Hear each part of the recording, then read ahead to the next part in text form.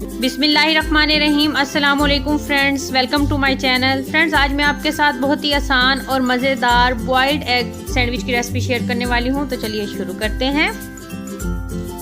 अगर आप मेरे चैनल पे नए हैं तो मेरे चैनल को सब्सक्राइब करें, मेरी वीडियोस को लाइक करें और शेयर करें फैमिली और फ्रेंड्स के साथ।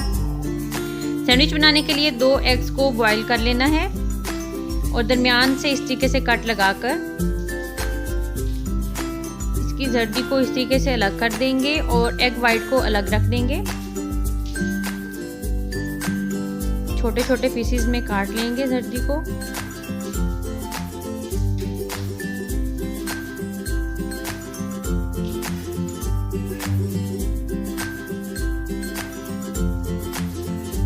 एक बाउल में डाल देंगे। अब इसमें 2 चम्मच मेयोनीज डालेंगे, 1/4 चम्मच नमक, 1/4 चम्मच काली मिर्च पाउडर डालेंगे।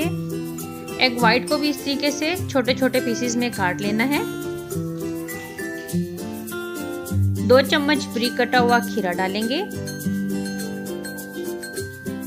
2 चम्मच बारीक कटा हुआ प्याज, 1/4 चम्मच चिली फ्लेक्स, थोड़ा सा बारीक कटा हुआ हरा धनिया, बारीक कटी हुई शिमला मिर्च 1 चम्मच डालेंगे और अच्छे से मिक्स कर लेंगे।